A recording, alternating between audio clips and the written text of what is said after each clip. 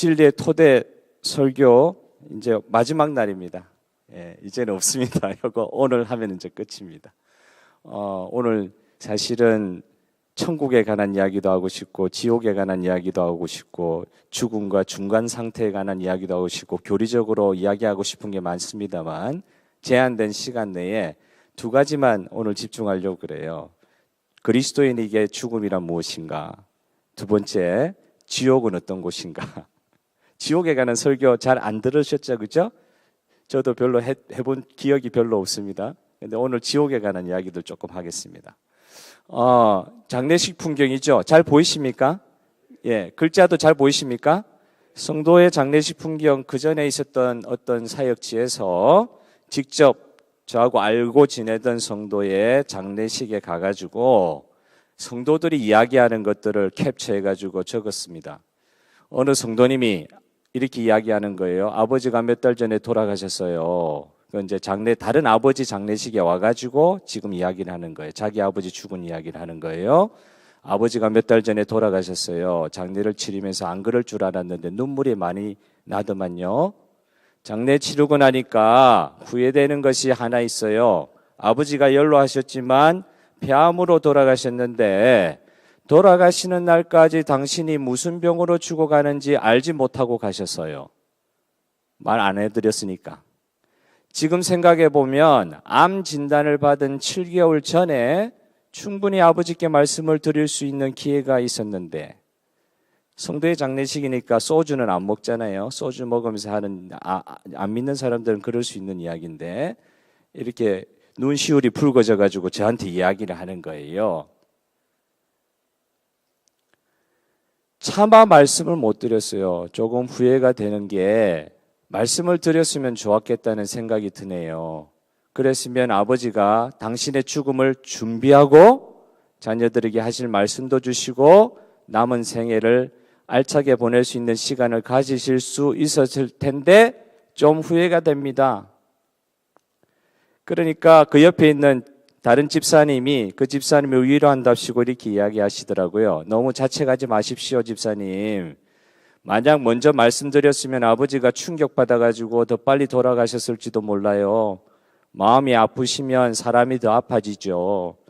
아버지께 만약 말씀드렸으면 더 빨리 돌아가셨을지도 몰라요. 잘하신 겁니다. 이렇게 위로를 하더라고요. 저도 그분도 많이 아팠던가 봐요. 저도 죽을 정도로 아파서 이 병 나으면 정말 삶을 잘 정리하고 이전보다 더 거룩하고 의미 있게 생활할 것 같았는데요. 막상 병이 어느 정도 나아서 살만하게 되니까는 더 욕심이 나는 거예요. 그 옆에 분 위로한답시고 자기 이야기를 이렇게 합니다. 그때 생각을 못해요. 제가 아팠을 때 생각을 못했어요.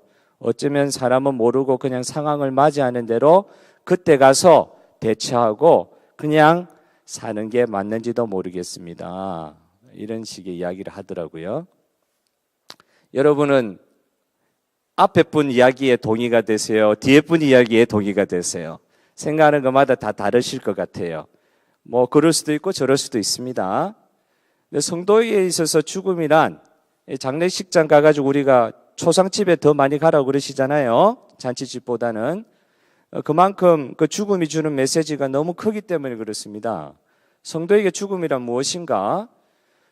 성경적으로 이야기하면 자신들의 순례의 길을 끝내고 하늘의 영원하고 복된 삶으로 들어가는 것.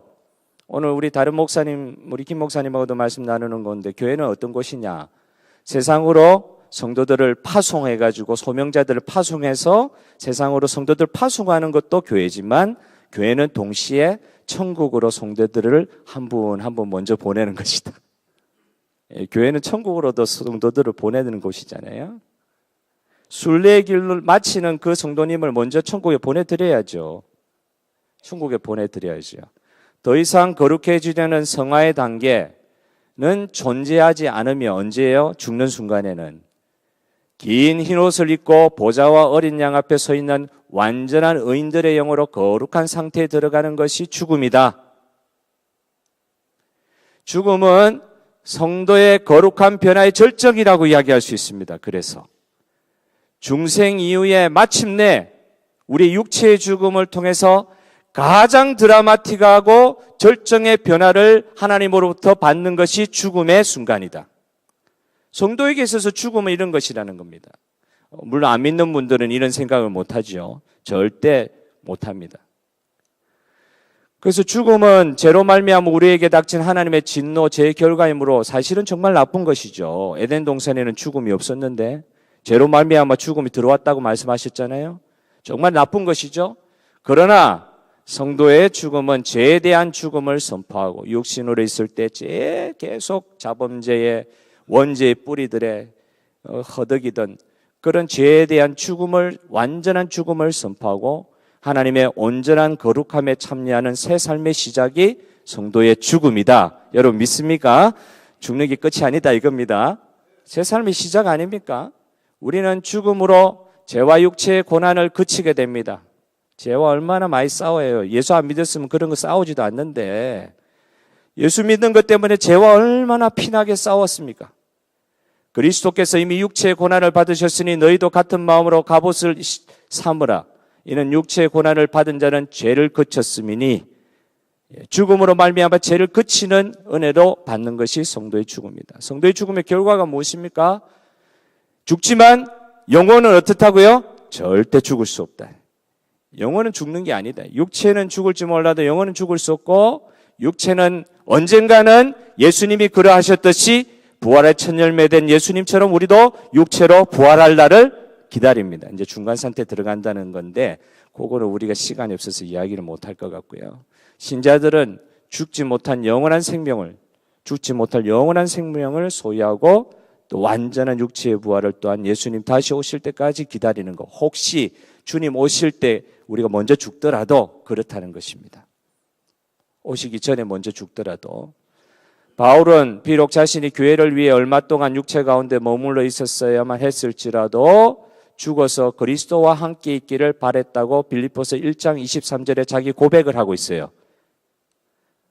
차라리 세상을 떠나서 그리스도와 함께 있는 것이 훨씬 더 좋은 일이라. 아멘 안 나온다 그죠? 충분히 이해합니다. 충분히 이해합니다. 아멘 안 돼. 조금 어려워도 세상에 사는 게 낫지 뭘 자꾸 죽는 이야기를 하냐고. 젊은 게 죄송합니다. 성경에 그렇게 돼 있어서 차라리 세상을 떠나서 그리스도와 함께 있는 것이 훨씬 더 좋은 일이라. 이 말을 바울이 왜 했을까요? 삶이 너무 힘들어서? No! 삶이 그냥 힘들어가지고? 아닙니다. 땅에서 살 동안도 하나님은 나의 주님이셨고 하늘에서도 나의 주님이시기 때문에 이 고백을 할 수 있는 것입니다. 진실로 자기를 구원하신 하나님을 정말 만나고 싶어서 하는 말이란 말이죠. 너무 주님을 다시 만나고 싶어가지고, 예수님을 다시 만나고 싶어가지고. 로마서 14장 7절 9절 다시 한번 읽겠습니다. 시작. 우리 중에 누구든지 자기를 위하여 사는 자가 없고 자기를 위하여 죽는 자도 없도다.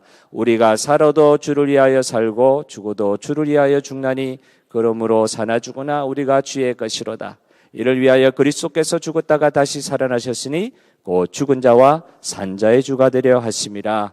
예, 살아있는 주님뿐만 아니라 죽어서의 주님이란 말이죠. 저는 저분을 직접 보지는 못했지만 조엘 오스틴이라는 미국에서 제일 큰 교회, 레이크우드 교회죠 아마. 미국에서 제일 큰 교회 담임 목사님인데 나이가 얼마 안 되셨어요. 근데 영화배우 같이 잘생겼더라고요. 사모님은 진짜 영화배우 같이 생겼더라고요.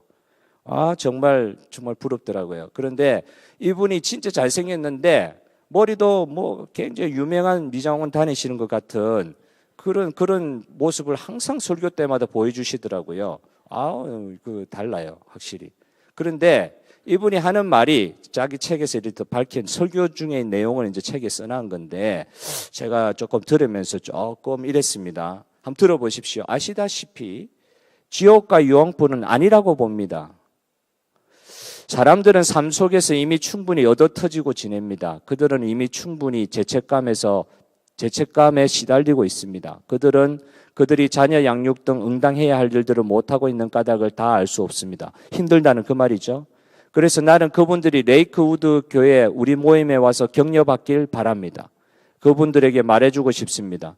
저는 완전하지 못합니다. 그러나 전진하는 스타일입니다. 더 잘하고 있어요. 여러분도 더 잘하게 동기부여를 하는 셈이죠.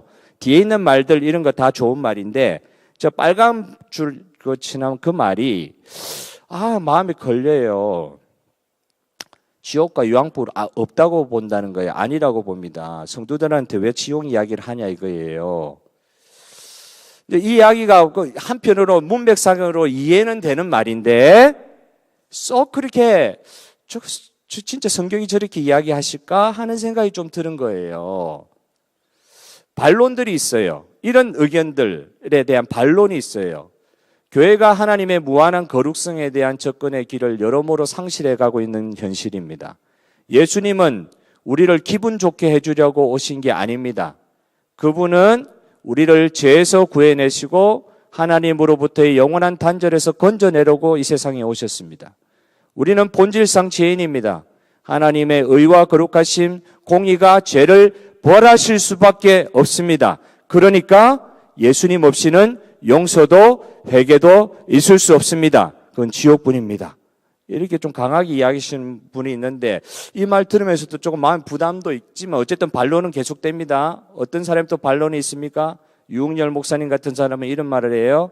인간의 죄성을 전혀 지적하지 않고 오직 사랑의 하나님만을 강조하는 반쪽 복음, 그 정도가 아니고 지옥을 말하지 않는 복음, 반쪽 복음, 사브 가스펠 정도가 아니라 반복음이다. 엔티 가스펠이다. 좀 심하게 이야기하시죠. 예배 시간에 그리스도 안에서 기쁨을 누리는 체하며 부와 안락함, 건강과 낙천 등의 농담으로 사람들을 유혹하지만은 그건 교회의 본 모습이 아닙니다. 세상이 진정으로 필요로 하는 것은 고난과 슬픔 속에서도 꺾이지 않는 확고한 구원의 기쁨입니다. 이렇게 설명한 존 파이퍼 목사님의 또 의견이 있었어요. 반론이죠. 번영복음에 대한 반론이에요. 사도 바울은 감옥에서 생을 마감했으며 세례 요한도 신실했지만 참수를 목 잘림 당해가지고 죽었잖아요. 마지막에 신실함이 세속적 성공을 보장하지는 않습니다. 아무리 예수 잘 믿어도 끝에 이상하게 죽을 수도 있어요. 그러나 일시적 풍요로움에 초점을 맞추어서는 안 되는 것이 복음입니다. 세상에서 잘 사는 거에 초점 맞추는 그게 복음 아니다. 리고렌이라는 유명한 목사님이 하신 말씀이에요. 많은 교회들이 믿음이 좋으면 물질적으로 부유해진다는 식의 번영복음을 가르치고 있다. 예수와 제자들은 결코 부자가 아니었다. 돈에 관심을 가졌던 단 한 사람은 예수를 은 30에 팔아넘긴 가룟 유다뿐이었다. 이거 누가 이야기했냐면 빌리그레엄 목사님이 이야기한 말입니다. 그렇게 전도를 많이 하면서도 사람들이 그 한마디에 예수님께로 나오면서도 결국 복음이 뭘 이야기하느냐? 복음이 뭘 이야기하느냐? 그 집중하기를 원했죠. 저는 이분 잘 몰라요. 그런데 3, 4년 전에 한국에서 이분의 이야기 때문에 큰 논쟁이 있었던가 봐요. 저는 그때 이분 무슨 논쟁했는지 전혀 기억 안 나는데 지나고 나서 알게 됐습니다. 책을 보고. 밥벨이라는 유명 한 10,000명 정도 모이는 미국의 10,000명이면 큰 교회거든요. 엄청나게 큰 교회죠.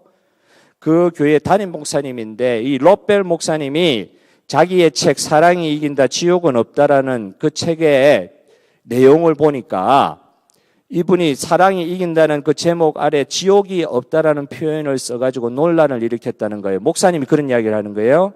하나님께서 수천 년 동안 수십억의 사람들을 창조하신 이유가 극소수만을 하나님 나라에 데려가고 나머지 모든 사람은 영원한 지옥에서 고통받게 하시는 걸까? 그게 과연 하나님이시에요? 어떻게 선하신 하나님께서 그러실 수가 있어요? 말 됩니까? 안 됩니까? 되는 것 같이 좀 느껴지죠? 하나님의 사랑을 전면에 내세운 이 책에서는 단순히 예수 그리스도를 믿지 않았다는 이유로 하나님이 사랑하는 자녀들을 지옥에 보낼 리가 없다. 이 목사님 주장이 그렇다는 거예요.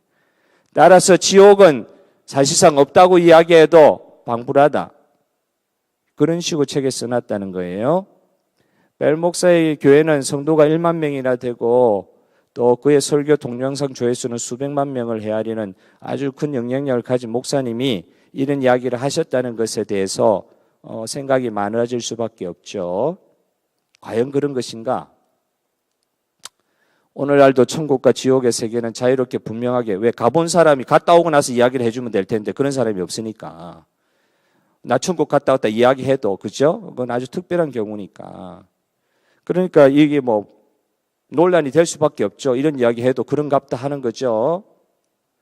벨 목사의 주장을 계기로 뭐 이런 논란이 많이 됐다는 건데 저는 이 논란 될 때 이거 신경 쓰지도 못했습니다. 지나고 나서 알게 됐습니다. 이 설교 준비하고 나서 알게 됐습니다. 이런 논란이 있었다는 것이. 그런데 이제 이분은 중국계 미국 목사님인데 프랜시스 첸이라는 목사님이 이 목사님의 책을 보고 아마 자기가 글을 써야 되겠다 생각하고 책을 하나 낸 게 있는데 지옥은 없다. 거기에 이제 물음표를 해놨죠. 진짜 지옥이 없는 거예요? 물음표를 해놓은 거예요. 저 목사님은 제가 옛날에 직접 설교도 몇 번 들었어요. 중국계 목사님인데 완전 미국 사람이죠. 중국말 하나도 못하는 미국 사람. 그런데 목사가 됐어요. 그 이야기를 뒤에 한번 들어봅시다. 프란시스 첸이라는 목사님은 솔직하게 이야기를 해요. 지옥은 정말 내키지 않는 주제라고 솔직하게 이야기합니다. 그 책에서. 지옥에 대해 더 많이 알아갈수록 저 자신이 변하는 것을 발견했어요. 성경에서 그럼 지옥을 뭐라고 이야기하나요? 벨 목사님이 이야기하는 그 지옥이 없다는 식으로 설명을 해가니까 자기가 이제 성경을 다시 한번 읽어봐야 되겠다고 성경을 계속 읽어갈수록 마음이 자꾸 변해져 가더래요. 성경을 읽으면 읽을수록 특히 복음서 말씀을 읽으면 읽을수록 회개해야 할 많은 죄를 깨닫게 되고 이것이 훨씬 더 큰 문제라는 생각을 하게 되는 데까지 이르게 됐다고 합니다. 복음서를 읽으면서 이분이 죄와 회개에 관한 예수님의 표현을 자기가 기억하는 것보다 훨씬 심하다는 것을 깨닫게 됐어요. 복음서를 다시 읽으면서. 예수님의 말씀 중에는 받아들이기 너무 힘든 것도 있었어요. 어떤 구절은 무시하고 넘어가기 때문에 애써 외면하는 것이죠. 와, 예수님이 상당히 강경하셨구나라고 이야기하게 되었습니다. 예수님의 말씀을 부드럽게 만들 필요가 있다고 생각했던 게 제 오만이었다는 것을 느끼게 되었습니다. 이분 말을 되게 잘해요. 전 영어를 제대로 못 알아들었지만 옆에 있는 미국 애들이 막 계속 웃더라고요. 그래서 이 사람 말 잘하는 줄 알았죠. 되게 말 잘하는 사람이에요. 사람들을 확 끌어당기는 사람이에요. 그냥 강경한 있는 내용, 로우 매트리얼 그대로 안 내고 사람들이 이해할 만한 말들로 이해할 수 있는 말들로 바꾸어서 낼 수 있는 능력이 있는 사람이었어요. 예수님 말씀을 부드럽게 만들 필요가 있다고 생각했던 제 오만에 대해서 회개하게 됐습니다. 이봐요, 예수님, 저는 그 메시지를 그렇게 전하지 않을 거예요. 이렇게 생각을 하고 많이 모디파이 했다는 거예요. 말씀의 톤을 바꾸면 예수님은 그렇게 강경하게 이야기하셨음에도 불구하고 나는 말씀의 톤을 바꾸면서 사람의 구미에 맞게 하나님을 더 매력적으로 만들 수 있다고 생각하고 말씀을 전했다는 것입니다. 제게는 소통의 은사가 있어요. 그래서 듣기 싫은 말을 해도 사람들이 제 말을 들어요. 그 사람 이야기하니까 막 웃어요. 젊은 애들도 막 웃고. 난 스테반처럼 돌 맞아본 적이 없는데 제 속을 가만히 성경 말씀을 보면서 들여다보기 시작하니까 여전히 사람들을 기쁘게 하려는 마음이 큰 것을 발견하게 되었습니다. 설교자가 이런 이야기를 하는 것입니다. 가족에게도 복음 이야기하기 상당히 힘들죠. 싸움이 나니까. 설교자도 이렇다는 거예요. 그런데 하나님 어느 순간 저에게 감동을 주셔서 그 목사님에게, 첸 목사님에게 감동을 주셔서 가짜가 되기 싫습니다. 제가 당신 말씀을 전하고 십자가에 달리기를 원하시면 그렇게 하고 싶습니다. 라고 기도하는 데까지 바뀌게 되더라는 거예요. 사실은 예수님은 지옥에 관한 성경 구절을 많이 남기셨습니다. 또 왼편에 있는 자들에게 이르시되 저주를 받은 자들아 나를 떠나 마귀와 그 사자들을 위하여 예비된 영원한 불에 들어가라. 예수님이 하신 말씀이잖아요. 이런 식의 말씀을 복음서에 많이 남기셨단 말이죠. 지옥에 관한 가장 큰 오해가 있습니다. 그냥 지옥에 대해서 생각하기 싫은 것인지 죽음에 대해서 생각하기 싫은 것처럼 지옥이 있다는 사실을 단순히 인정하고 그냥 사는 것인지 그냥 그건 뭐 중요한 게 아직 보지는 않았기 때문에 그건 지금 내 삶에 있어서 중요하지 않다고 생각하고 그냥 사는 것인지 진짜 문제는 우리가 지옥을 생각하지 않으려 한다는 것 하지만 성경은 지옥에 대해서 많이 언급한다는 이 사실이 이게 진짜 문제인 거예요. 우리는 애써 외면하려고 하는데 성경은 그렇게 말씀하고 있지 않다는 겁니다. 부드럽게 바꾸거나 톤을 바꾸거나 그렇게 하지 않는다는 거예요, 말씀이. 지옥의 현실성은 지옥을 경시하면 결국 지옥에 갈 가능성이 더 크죠. 그건 뭐 확률적으로 그렇다는 말이고, 하나님께서 자기를 드러내신 그대로 전하려고 할 때 지옥도 전할 수밖에 없는 것을 양심이 있는 설교자면 알 수밖에 없다. 하나님의 사랑과 하나님의 권능과 영광과 공의, 거룩함, 이게 전혀 상반된 것 같은데 이게 합쳐지지 않으면 예수 그리스도의 십자가를 설명할 수 있는 방법이 없다. 사랑만 이야기해가지고는 예수 그리스도의 십자가를 설명할 수 있는 방법이 없고 복음을 정확하게 설명할 수 있는 방법이 없다. 그 지옥이 없다고 이야기할 수 있는 그 정도, 그냥 애써 외면하는 그 정도의 문제가 아니더라. 영원한 형벌에 대한 반대 의견이 있습니다. 이건 교회 안에서 하는 이야기예요. 안 믿는 사람들이 하는 이야기가 아니라 교회 안에서 성경을 똑같이 믿고 하나님을 믿으려고 노력하시는 분들 중에 이런 이야기를 하시는 분들이 계시는 거예요. 지옥은 하나님의 선하심, 사랑, 자비와 모순되고 하나님을 수많은 불행한 피조물의 신음을 즐기는 폭군으로 만들기 때문에 이 이야기를 있는 그대로 이야기하면 안 된다는 거예요. 하나님의 공의와 모순된다. 죄 지은 것은 잠깐인데 형벌과 고통은 영원하라고? 사람이 죄를 지어봐야 몇십 년 죄 짓는 건데 그거를 영원한 지옥의 형벌과 그냥 바꾸라고? 그럼 하나님이 공의로우시다 그랬는데 그거 하나님 공의로운 거 아닌 거 아니에요? 이렇게 이야기하신다는 거예요. 성경의 지옥에 대한 표현은 상징적이기 때문에 실제적인 게 아니고 해석을 그렇게 한다는 거예요. 죄인을 영원히 고통스럽게 하는 것 이외의 지옥의 실제적 가치가 무엇인가? 계속 죄 가운데 있게 하는 지옥의 형벌이 그 당하는 자에게 무슨 유익이 있는가? 사람에게 별로 도움이 안 된다. 말이 좀 어렵게 쓰여져 있는데 어쨌든 상징적이다. 실제적인 지옥을 이야기하는 게 아니라 그냥 상징으로, 이미지로 성경에 묘사해 놓은 것이 지옥이다. 이렇게 해석하고 싶은 거예요. 성경은 지옥의 형벌이 영원하다고 말하는데 사실은 끝이 없다는 의미가 아니다. 이분들 의견에는 뭔가 하냐면 언젠가 우리 영혼은 소멸되거나 전적으로 회복될 것임을 가리킨다. 무슨 말이냐? 지옥에서 영원히 고통당하지 않는다. 어느 순간에 소멸된다, 영혼이. 우리가 따르고 존경하는 유명한 신학자 중에 한 분이 말렵에 이런 영혼 멸절설을 주장한 학자도 있었어요. 목사님도 계셨어요. 우리가 너무나도 존경하는 목사님인데 사랑의 하나님 생각하니까 아무리 죄인이라고 하지만은 영원히 지옥불에서 고통당하게 하시는 그 하나님이 이해가 안 돼가지고 성경을 찾다가 이런 의미가 있다 싶어가지고 영혼 멸절설에 그냥 가는 거예요. 그런데 그분 개인의 의견이 아니에요. 사실은 2000년 전에 교부 때부터 그런 의견들이 있었어요. 성경을 해석하다 보니까 그렇게 해석하고 싶은 거예요. 사랑의 하나님에 대해 설명을 하고 싶으니까. 사후에는 언젠가는 회개의 가능성이 열려 있다고 보는 그런 데까지 나아갑니다. 이제 가톨릭의 연옥설 같은 거. 죽고 나서도 기회를 주고 싶은 거예요.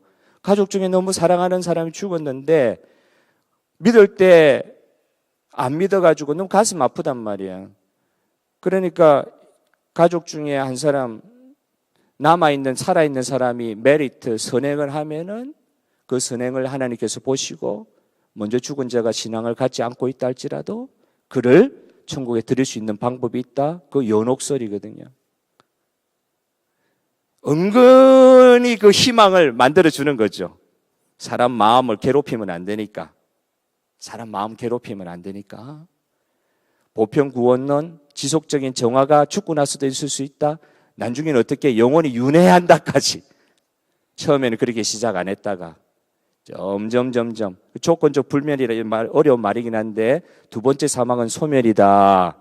영원히 지옥불에서 고통받는 게 아니라 그냥 영원히 없어진다. 이런 식으로 해석하고 끝내고 싶은 거예요.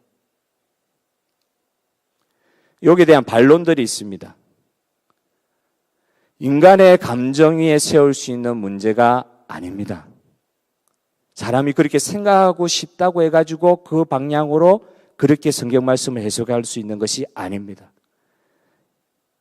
역대상 21장 13절에 말씀하듯이 사람의 손에 빠지는 것보다 하나님의 손에 빠지는 것이 훨씬 낫습니다. 자꾸 사람들은 사람의 생각 안에서 하나님을 재단하고 제도화하고 하나님의 생각을 내 생각에 가두려고 하는 그런 버릇이 많잖아요. 그런데 그게 아니다. 하나님께 우리가 매이는 게 더 낫습니다. 하나님 무엇을 말씀하시는지 그걸 들어야 된다는 거예요. 지옥의 결의는 사실은 성경에 근거하고 있는 교리입니다. 그 누구도 성경에서 예수님보다 이 교리에 대해서 더 자주 그리고 넓게 언급한 사람이 없습니다. 예수님이 지옥에 대해서 천국에 대해서 제일 많이 말씀하셨어요. 지옥은 더 이상 변화할 수 없는 내세에 속하는 것으로 제시가 됩니다. 성경은 그 어느 곳에서도 내세 상태의 끝이 올 수 있다고 한 적이 없습니다. 말은 영원한 죽음, 영원한 생명을 이야기하지 영원한 멸절, 소멸을 성경이 이야기하지 않는다는 말입니다. 죽고 나서 심판이 있다는 거잖아요. 그게 성경이잖아요. 성경이 말씀하시는 거잖아요. 성경에서 생명이란 단지 존재만을 의미하지 않으며 죽음이란 결코 소멸과 동일하지 않습니다.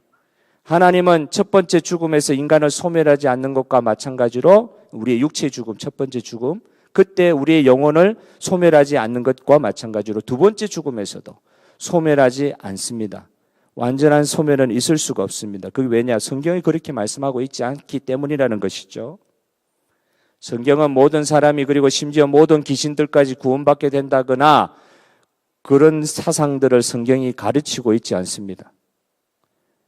범신론이나 잘못된 회복교리의 위험성이 있는 그런 이야기를 성경이 제시하고 있지 않아요.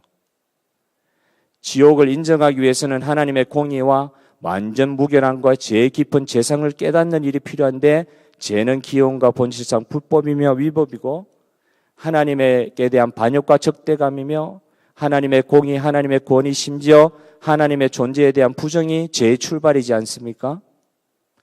지옥은 하나님의 선하심과 사랑과 모순되는가? 그분들이 그렇게 이야기하는 것처럼 사랑의 하나님이 그러실 수가 없다. 지옥은 그런 곳이 아니다. 하나님의 선하심과 사랑과 모순되는 것이 지옥인가? 그러나 만일 지옥이 하나님의 공의와 모순되지 않는다면 하나님의 선하심과도 모순되지 않습니다.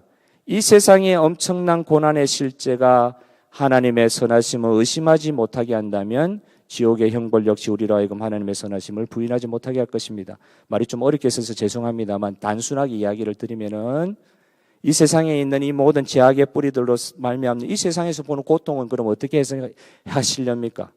꼭 지옥에 안 가도 돼요. 이 세상에 살아서 보는 이해할 수 없는 고통, 사람들의 죽음, 엄청난 고난의 실제, 이건 어떻게 설명하시려고 그럽니까? 세상이 지옥임을 보여주는 실제들이 얼마나 많습니까? 그런데도 하나님 지금 우리 가운데 하나님 선하시다고 지금 나타나고 계신 거거든요. 엘리제르 비제리는 엘리제르의 고백이라는 책에서 이번에 이렇게 이야기해서 아우슈비츠 이야기를 하죠. 나는 나의 신앙을 영원히 소멸시켜버린 그 불길을 화장터, 아우슈비츠에 유태인들 태워 죽인 그 화장터, 거기 끌려갔던 것 같아요. 결코 잊지 못할 것이다. 어떤 사람이 하나님에 대해 그분의 신비한 방법들에 대해 유대민족의 죄에 대해 그리고 그들이 미래에 구원될 것에 대해서 말했다. 그러나 아우슈비츠에 있어 보니까 나는 기도를 중단해버릴 수밖에 없었습니다. 요백에 얼마나 공감을 했는지 모릅니다. 기도하고 싶은 힘도 없는 거예요. 나는 하나님의 존재를 부인하진 않았지만 옛날부터 너무 훈련을 잘 받았기 때문에 하나님의 존재를 부인할 수는 없었지만 그분의 절대적인 정의, 공의를 의심할 수밖에 없는 아우슈비츠 감옥이 있었습니다. 그게 지옥이지요. 그게 지옥이죠. 이거 어떻게 설명합니까? 어린 소년 하나를 독일 병사가 고문하고 나서 목 매달아 가지고 십자가 같은 데 매달아 놓고는요, 사람들을 그 죽은 아이들 주변으로 맴돌게 하는 거예요. 나의 뒤를 따라오는, 강제로 이제 돌게 하는 건데, 이제 죽은 아이 보게 하면서, 그 완전 정신병자들이죠. 그 독일, 제정신이 아니죠. 그 죽은 아이를 보게 하니까 뒤에 따라오는 사람이 수군거리는 소리를 들었어요. 하나님 어디 계시는가? 우리는 하나님 믿는 사람들인데, 하나님 어디 있네, 말이야. 그분이 어디 계시는가 말이다. 뒤에서 어느 사람이 수군거리다는 거예요. 그 순간 내 안에서 대답하는 소리가 들렸습니다. 내 안에서 대답하는 소리가 들렸습니다. 그분이 어디 계시냐고요? 예수님이 어디 계시냐고요? 그분은 여기에 계시다. 그분은 여기 이 교수대에 매달려 죽어가는 저 아이와 함께 계신다. 그의 내면에서 그런 소리가 들리는 거예요. 그 고통의 순간에 예수님이 눈에 보이는 거예요. 그리스도의 십자가는 무엇입니까? 사랑의 하나님만 이야기해가지고 그리스도의 십자가가 설명이 될 수 있습니까? 천국만 이야기해가지고 그리스도의 십자가가 설명이 될 수 있습니까? 아니다. 그리스도 십자가가 무엇이냐? 예수님은 교회와 성도의 환난에 동참하셨죠. 죄값을 다 지고 환난에 동참하셨죠. 고통으로 가득 찬 현실 세상에서 어떻게 그 고통으로부터 면제된 하나님을 경배할 수 있겠는가? 예수님은 우리와 같은 성정을 가진 인간으로 태어나셨지만 죄는 없으시지만 하나님의 어린 양으로서 우리가 지어야 될 모든 죄악의 짐을 지고 십자가로 가셨습니다.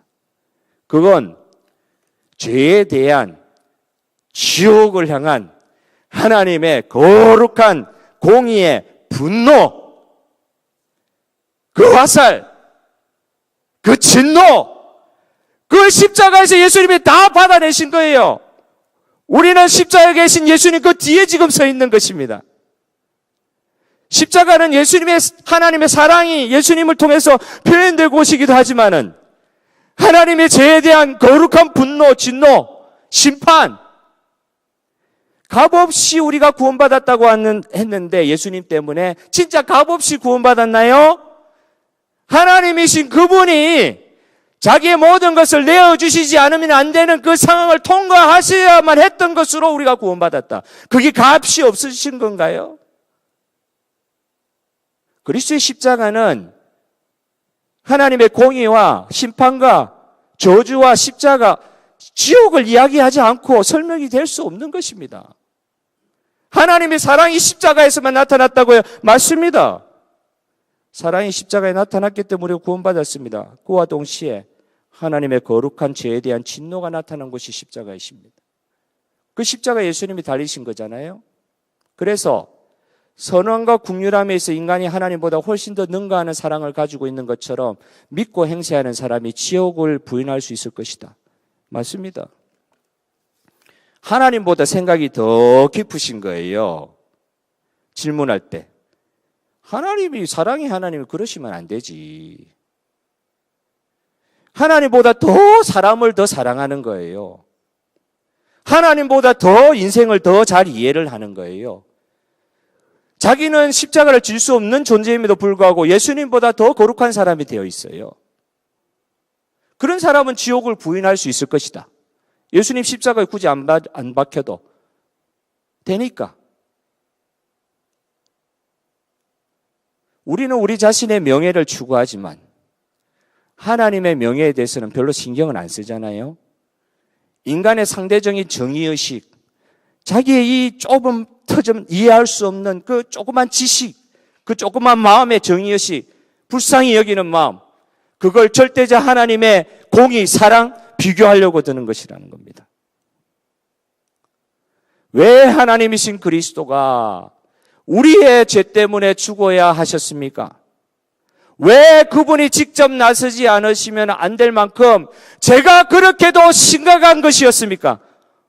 왜 예수님이 지옥을 그렇게 이야기하셨습니까? 왜 그렇게 심각하게 접근하셨습니까? 영원한 멸망에 비할 수 있는 것은 예수 그리스도의 피값밖에 없다는 사실을 보여주시지 않습니까? 그리스도가 우리에게 준 영원한 생명은 우리를 구원해야 하는 영원한 죽음을 전제로 하고 있기 때문에 그 생명이 주신 것이 감사한 것입니다. 십자가 그 뒤에 무엇이 전제되어 있습니까? 죽을 수밖에 없는 우리의 죄악, 치욕. 그냥 어쩌다 보니까 예수 믿게 된 게 아니고 주님께서 강권적으로 저 같은 것을 여러분 잘 모르겠습니다. 저 같은 거를 강권적으로 끝까지 붙들어 당겨가지고 죄의 허울, 죄의 그 속박에서 벗어날 수 없는 저 같은 것을 끌어내셔가지고 자기의 핏값으로 샀다고 이야기하시면서 오늘 지옥 갈 수밖에 없는 저희들을 천국 백성으로 삼아주신 주님의 은혜를 이 시간 찬양하기를 원합니다. 지옥은 그렇게 단순한 것이 아닙니다. 예수님이 죽을 수밖에 없었기 때문에 지옥에 대해서 우리가 지금 배우는 거예요. 성경은 그 어디에서도 죽은 후에 회개와 용서의 여지가 있다고 가르치지 않습니다. 너무 괴로운 거예요. 뭐 지금 여러 가지 이야기 질문을 하실 수 있을 겁니다. 예, 이순신 장군은 어디가 있어요? 세종대왕은 착한 일만 하셨잖아요. 어디가 계세요? 이러면 제가 이제 어떻게 되라 그건 한참 이야기해야 되고 지금 그런 걸 이야기할 수 있는 거 아니고 성경이 분명히 이야기하는 거는 이 전도의 절박성이라든지 구원받아야 될 사람이 이 세상에 살 동안 복음을 받아야 되는 이유에 대해서 우리가 그렇게도 애를 쓰고 기도할 수밖에 없는 이유가 이곳에 있지 않습니까? 이것에 있지 않습니까? 그럼에도 불구하고 저희들 사이에 존재하는 뭐 상대적인 차이를 고려해야 한다. 이건 좀 어려운 말이니까 넘어가도록 하겠습니다. 최근에 어떤 여자 전도사님이 나이가 42에 지금 돌아가셨는데 그 여자 전도사님이 하는 이야기가 하도 기억에 많이 남아가지고 좀 남겼습니다. 나는 그 전도사님이 나이가 40 전에 아마 이렇게 암에 걸리셔가지고요. 암 걸리셔가지고 여러 번 수술하고 항암도 하시는 가운데 부흥회도 다니고 자기 간증을 하고 그렇게 하는 것이 있었는데 그 간증할 때마다 이런 말을 전하시더라고요. 나는 단 한 번도 하나님을 원망하지 않았습니다. 내가 왜 암에 걸렸는지 하나님께 묻지도 않았습니다. 저는 하나님을 이해하려고 하지 않았습니다. 그러나 저는 주님을 지금도 신뢰하고 있습니다. 그리고 나서 뭐 하나님께서 때가 되니까 그분을 거두어 가셨어요. 천국으로 교회는 파송을 하고 천국에서 그 영혼을 거두어 주셨어요. 자기 할 일을 하시다가 가셨어요. 뭐라고요? 뭐 하나 신앙 고백 남기고요. 죽음이 두렵지 않다는 그런 이야기를 하는 게 아니라 뭐 하나 신앙 고백 남기고 갑니까? 나는 하나님 이해하려고 하지 않았지만 하나님을 신뢰합니다. 하나님 믿습니다. 그 이야기 하나 남기고 가신 거예요. 어떤 분이 이런 말을 저에게 전해주시더라고요. 예수님보다 구세주보다 우리가 더 지혜와 사랑이 많은 척했던 것에 대해서 하나님께 깊이 회개할 기회를 얻었다고 이야기를 하시더라고요. 지옥에 관해서 연구하면서. 내가 하나님보다 더 그냥 예수님보다 더 신앙 있는 척하고 살았다. 하나님이 이해가 되지 않는다. 내가 이해되지 않는 하나님은 나의 하나님이 아니다. 이런 식의 사고에서 자기 회개의 제목들을 얻었다는 거예요. 아까 그 프란시스 첸, 그 중국 목사님, 중국계 미국 목사님의 이야기를 한번 더 들어봅시다. 자신의 생애 최고 슬픈 날이 있었다. 이걸 책에 이렇게 간증을 합니다. 할머니의 임종을 지켜보면 이제 중국계잖아요. 할머니가 예수님을 안 믿고 돌아가셨는가 봐요. 자기는 목사 되고 나서 돌아가신 것 같기도 하고 할머니가 끝까지 전도를 하는데 안 받아들이시고 그냥 임종을 하시더라는 거예요. 그때가 너무너무 슬펐다.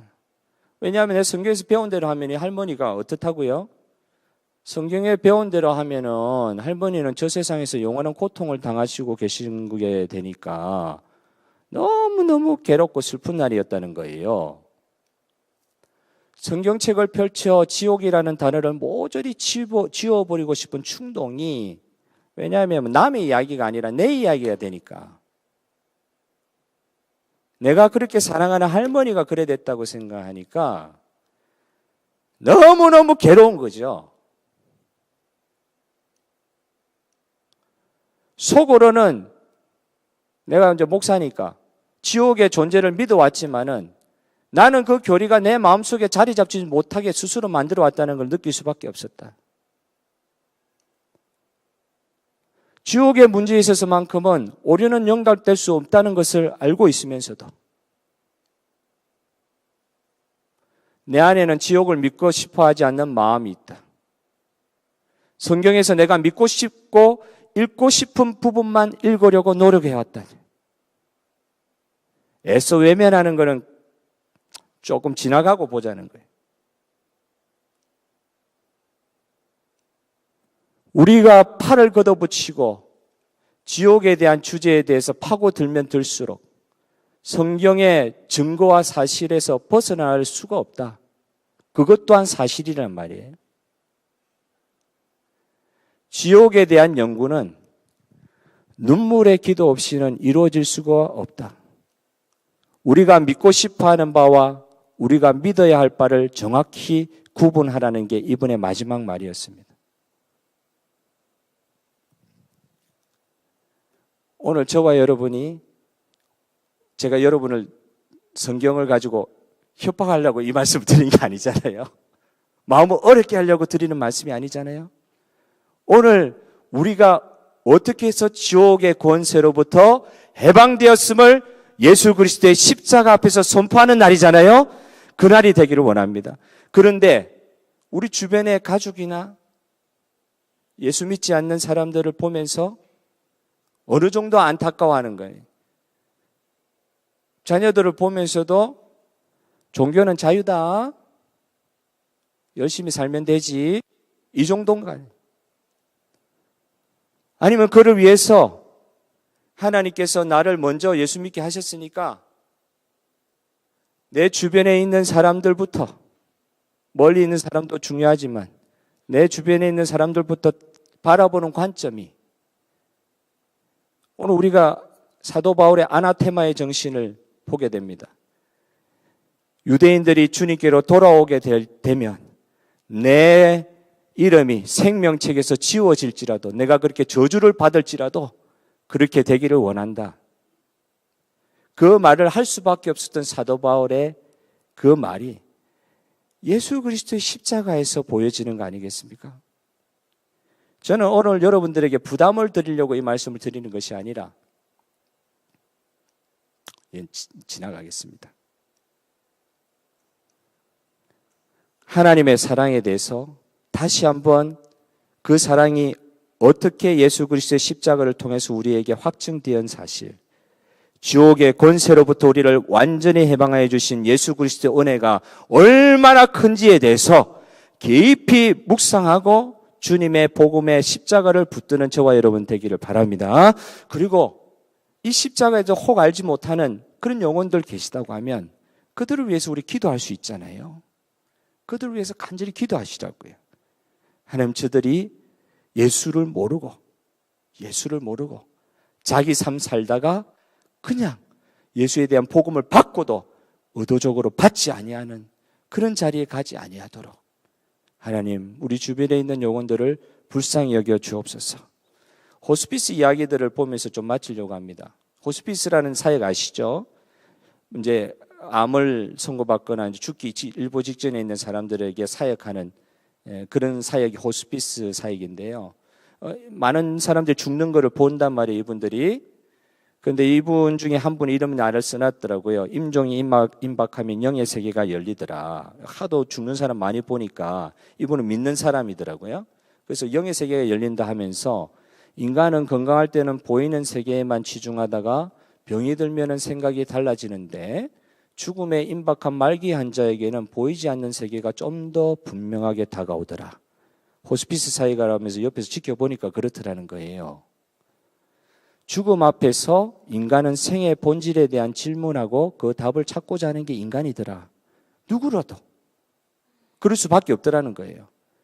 영의 세계는 눈으로 볼 수는 없지만 현존하는 세계임을 호스피스 사역하면서 많이 경험하게 되더라. 그 중에 하나의 17세 소년의 이야기들을 전하고 있습니다. 골수암으로 임종한 소년의 마지막 이야기를 자기가 보면서, 실제로 보면서, 엄마 저거 보았죠? 나 먼저 갈 테니 나중에 오세요. 이런 말을 하더라는 거예요, 아이가. 사실 죽음에 임박한 사람이 이 세상과 저 세상을 동시에 보는 것은 흔한 일이라고 이제 그런 식으로 이야기를 하시더라고요. 많은 사람 보니까 이게 어떤 사람은 뭐 영혼이 며칠 걸린다. 이건 잘 모르겠어요. 저게 맞는 말인지 틀린 말인지. 그런데 영혼이 잠깐 떠나서 이렇게 임사체험한다 그러죠. 죽음과 삶이 갈라지는 육체의 죽음의 순간에 경험할 수 있는, 이거는 경험을 해봐야 아는 거잖아요. 그런데 저 소년 같은 경우 그런 체험을 이야기해 주더라는 거예요. 엄마 죽기 바로 직전에 엄마 저거 보았죠? 엄마 저거 보이죠? 나 먼저 갈 테니까 나중에 오세요. 그런 말을 하고 죽어가는 소년의 이야기를 있었습니다. 한 유방암 말기 환자의 이야기를 봅니다. 수술실 앞에서 자기도 모르게 하나님을 찾게 된 부인이 있었습니다. 죽게 되었으니까 하나님 안 믿다가도 이분에게는 기회가 주어졌어요. 누가 전도도 안 했는데 갑자기 어릴 때 교회 다닌 기억이 났던가 봐요. 하나님 찾게 됐어요. 인간의 힘으로 할 수 있는 것은 절반밖에 없다는 것을 저절히 깨닫는 게 절반밖에 아니다. 인생에서 내 힘으로 할 수 있는 것이 하나도 없구나. 전부가 그분 하나님에 의해서 이루어지는 거구나. 병들고 나니까 깨닫는 거예요. 수술실 앞에 가가지고 깨닫는 거예요. 중병이 걸려가지고 깨닫는 거예요. 내가 할 수 있는 것이 아무것도 없구나. 구원이 내가 선택해가지고 교회 가기로 선택해가지고 온 것이 아니구나. 하나님이 강권적으로 내 같은 거 죄인으로 지옥으로 향할 수밖에 없는 나를 강권적으로 끌어당겨가지고 주님 편으로 삼으셨구나. 그때 알게 되더라는 거예요. 산다는 것이 무엇인가? 처음이자 마지막으로 남을 위해 의미 있는 일을 하자고 하면서 안구기정을 하고 그분은 천국으로 갔습니다. 빛이 보인다? 무엇이 그렇게 무서우세요? 죽어가는 분에게 질문을 했습니다. 지옥에 갈까봐 되게 무섭다듯. 이 안 믿는 사람이었겠죠. 지옥에 갈까봐 너무 무섭다. 그럼 지옥에 안 가는 방법을 알려드릴까요? 호스피스가 이제 전도를 한 것 같아요. 김 씨는 그 자리에서 곧바로 그 방법을 받아들였다. 예수님이 영접했다는 말이죠. 마지막 그의 말은 죽기 바로 직전에 호스피스 마지막으로 가서 보니까 빛이 보인다. 이런 말을 남기고 가더라고 합니다. 이제 곧 그분을 만나게 될 거야. 폐전이가 되고 골전이가 된 유방암 말기 환자 영의 엄마, 동네 친구였던 것 같아요. 임종이 가까워지자 집으로 옮겼습니다. 그분을 옮겨가지고 집에 도착해 이불을 펴고 영의 엄마를 눕혔습니다. 호스피스 사역하는 그 자매가 자기 친구를 눕혔어요. 산소 마스크를 떼자 그 영의 엄마가 가쁜 숨을 몰아쉬었습니다. 얼굴은 흑빛에 가까워지기 시작했습니다. 영애야, 친구니까 이제 곧 주님을 만나게 될 거야. 이제 곧 그분을 만나게 될 거야. 마지막 숨을 거둬가는 그 자매한테 친구가 그렇게 이야기하는 거예요. 너 이제 예수님을 만나게 될 거야. 조금 전 어두웠던 얼굴이 환하게 밝아지면서 잠든 영의 엄마는 아주 평화로워 보였다고 합니다. 마지막 순간에. 이제 이게 호스피스 책에서 제가 인용한 것입니다. 저도 많은 성도들의 죽음을 좀 본 편입니다. 제가 섬기던 교회 목사님이 암으로 돌아가시는 마지막까지 제가 옆에 있으면서 그 목사님 돌아가시는 것도 보고 그랬거든요. 여러분, 제가 오늘 이 교리에 관한 설교 8주를 이제 마무리하면서 오늘 죽음이라는 주제를 안 건드릴 수가 없었어. 그건 피해가고 싶고 성경에 나와 있는데도 굳이 이야기 안 해도 되니까 뭐 다 의뢰 알고 있다고 생각하고 그래 넘어가고 싶은 주제지만 이 이야기를 할 수밖에 없는 것이 결국 성경은 일직선입니다. 돌아가는 게 아니고 시작이 있으면 끝이 있는 걸 성경이 말씀해 주잖아요. 오늘 우리는 예수님께서 우리를 위해 완성해 놓으신 영원한 구원의 완성으로 달려가고 있습니다. 그 어느 시점 우리는 육체의 죽음을 맞이할 것입니다. 그 육체의 죽음이 한참 있다고 올 것 같지만은 또 그렇지도 않는 것 같아요. 젊은 것이 자꾸 죽는 소리에서 너무 죄송합니다. 우리 어르신들 계신데 너무 죄송합니다. 그러나 이게 우리의 현실이에요. 예수 믿는 게 왜 중요하냐 말이에요. 종교가 아니거든요. 생명을 받은 것이거든요. 사망에서 생명으로 옮긴 것이거든요. 지옥에서 천국으로 옮길 것이거든요. 그렇기 때문에 힘들어도 전도하는 거거든요. 힘들어도 예수님 붙들고 사는 거거든요. 고난 중에서도 예수님 붙드는 거거든요.